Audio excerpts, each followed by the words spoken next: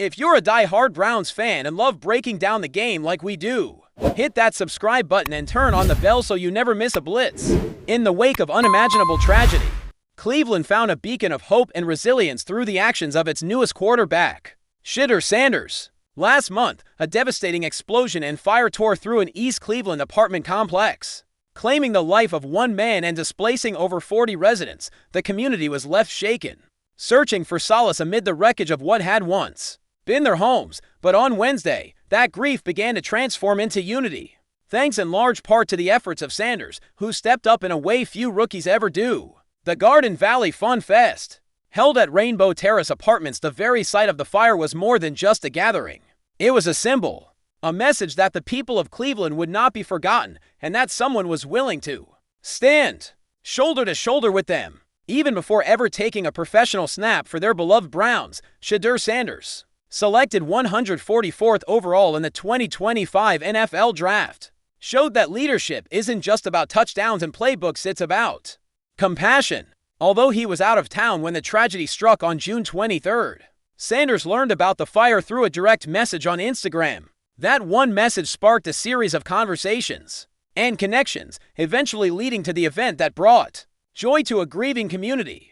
Sanders didn't wait for permission or pass the responsibility to someone else. He reached out to local leaders, coordinated with community organizations, and helped bring the Garden Valley Fun Fest to life. Free food, drinks, haircuts, games, it was all there. But more importantly, what the day offered was a reprieve, a chance for families to laugh again, for children to run freely, and for neighbors to feel seen and supported. Throughout the day, Sanders moved through the crowd with ease, embodying the type of presence that's felt more than seen. He took countless photos, signed autographs, and engaged in deep conversations with fans, residents, and volunteers. But this wasn't a publicity stunt. There were no flashing cameras trying to capture a narrative. Instead, Sanders seemed genuinely focused on listening, really listening to the stories of the people affected. He stood with them, not above them, and in a spontaneous moment of joy, Sanders rallied the kids for a pickup football game, joined by his Browns teammate Mike Hall Jr. What could have been a solemn day turned into one filled with laughter, cheers, and the sounds of football cleats scratching against asphalt. It was raw, unscripted, and beautiful.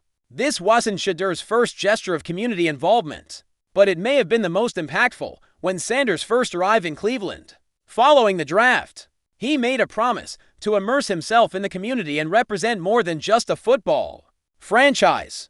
On Wednesday, he delivered on that promise. It's rare to see a rookie quarterback take on such a meaningful initiative before ever throwing a pass in the NFL, but Sanders isn't your typical rookie. With a calm demeanor and magnetic energy, he brought a level of authenticity to the event that resonated with everyone in attendance. His actions spoke louder than any headline or social media post ever could.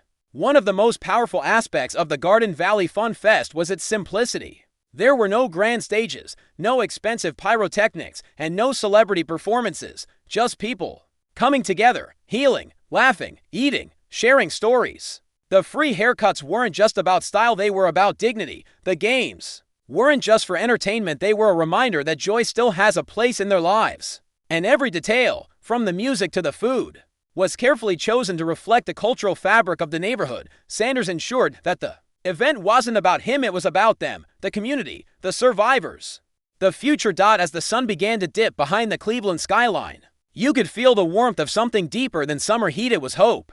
Sanders stayed until the end, making sure every child had their moment, every family felt acknowledged. For many, this day won't just be remembered as a festival, it will be remembered as the first day things started to feel okay again.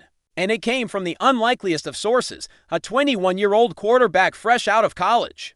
But maybe that's what made it so profound. It wasn't about age or experience, it was about heart. Mike Hall Jr., who joined Sanders in the pickup football game, also drew smiles and cheers from the crowd. The chemistry between the two young Browns players was undeniable, not just on the imaginary gridiron, but in their unified commitment to service. Hall, known for his fierce play on the field, brought an energy that perfectly complemented Sanders' calm leadership. The kids idolized them, not just as NFL athletes, but as men who chose to be present. For Sanders and Hall, it was never about putting on a show. It was about showing up. And in a city like Cleveland, where blue-collar roots run deep, That kind of authenticity is not just appreciated, it's revered.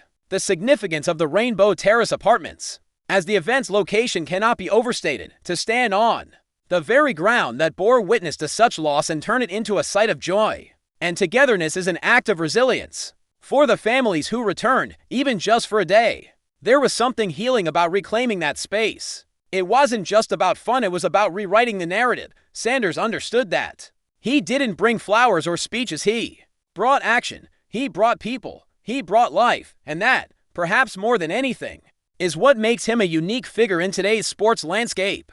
As Sanders prepares to report to training camp in Berea on Friday with the rest of the Browns rookies, the community he served this week will be cheering a little louder. Not just for touchdowns, but for the kind of man he's proving to be.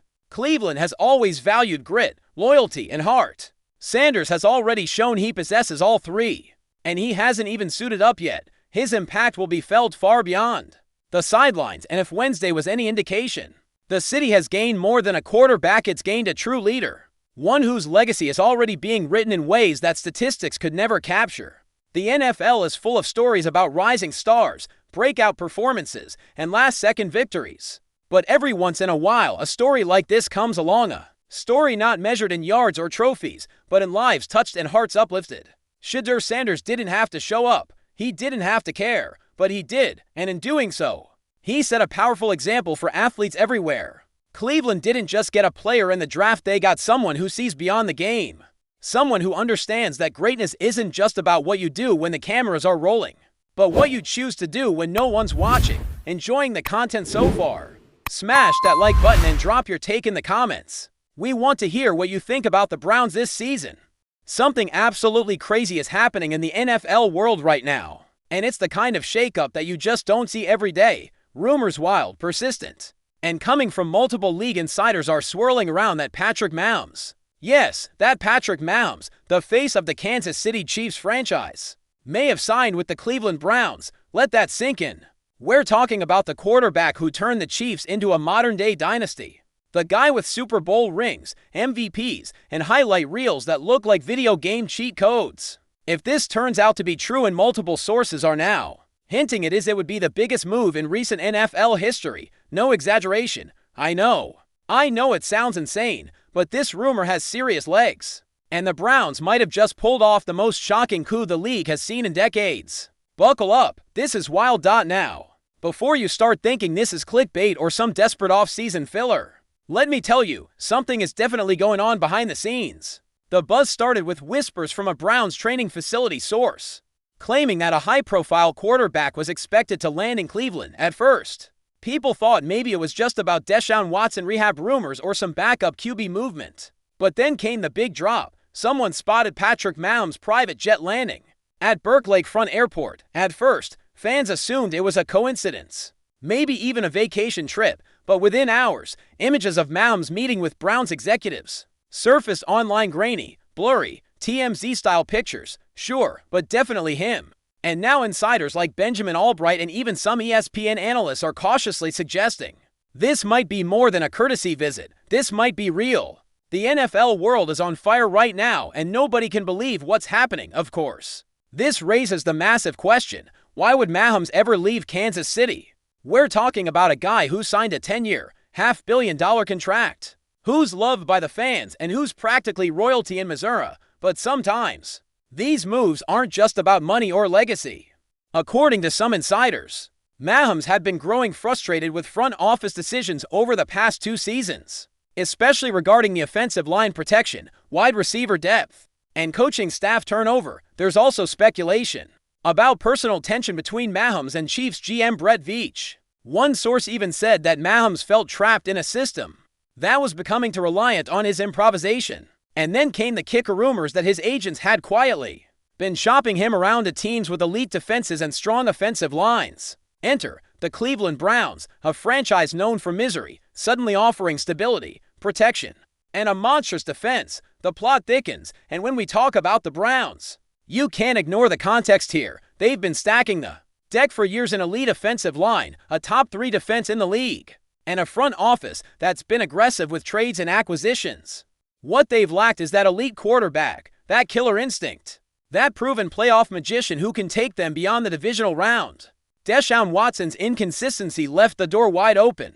And if reports are to be believed, Cleveland was ready to move off of Watson the moment MAHOMES even hinted at interest. One unconfirmed leak even claimed that Browns ownership had been in talks for weeks, with MAHOMES representatives under a tightly controlled NDA. This would explain the radio silence and sudden activity in Brea. Is it possible that MAHOMES saw in Cleveland what Kansas City could no longer offer: a fresh start, control over system decisions, and a Super Bowl caliber supporting cast? But here's where things get even crazier. There's talk that MAHOMES' contract with Kansas City had previously undisclosed mobility clauses, provisions that allowed for renegotiation or mutual separation under very specific conditions. One of those conditions, if the Chiefs failed to reach the AFC Championship in back-to-back seasons without adding top-tier offensive reinforcements. Guess what? That just happened. Last season ended in disappointment, and frustrations boiled over.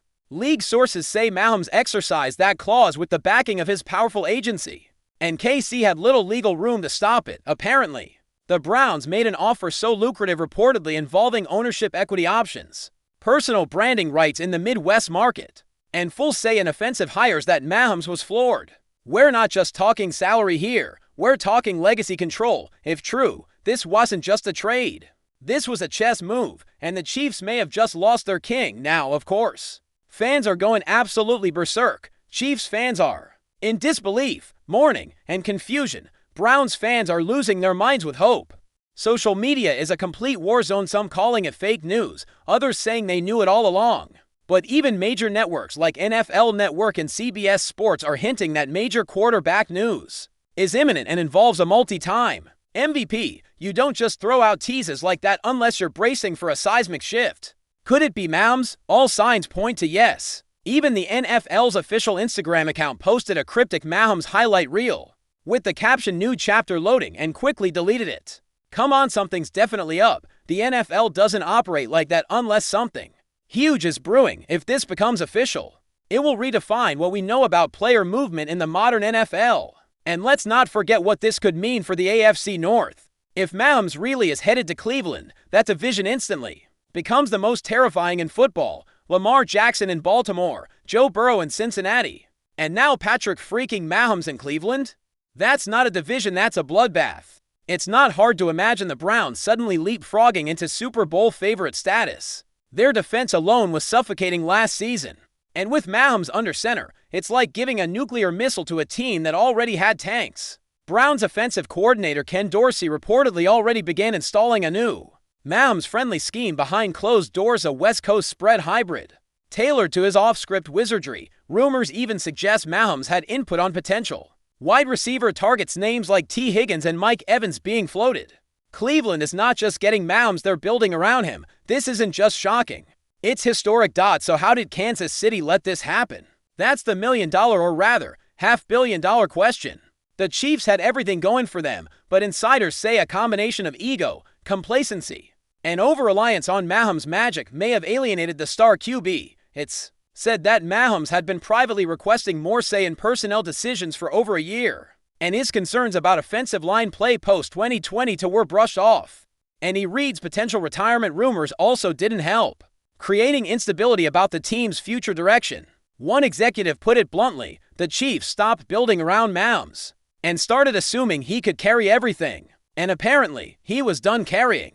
In a league where quarterbacks now hold power comparable to G-Miz, MAHOMES may have just exercised his leverage to find a team that treats him like more than a player, they treat him like a partner. If KC underestimated that power, they're now paying the ultimate price. Still, you have to wonder, is MAHOMES really going to thrive in Cleveland of all places? It's the city of false dawns, shattered dreams, and heartbreaking rebuilds. But maybe that's exactly what he wanted, a place where winning would mean everything, where the impact would be legendary. Imagine being the guy who turns the Browns into champions. That's not just legacy, that's mythology. Sources close to MAHOMES say he's always wanted to write his own story, break every mold, and go down as more than just another great quarterback. Cleveland gives him that narrative arc: the underdog, the redeemer, the savior of a cursed franchise. And if the Browns deliver on their promises, roster help, play calling control, and full organizational backing, MAHOMES could become even bigger than he was in Kansas City.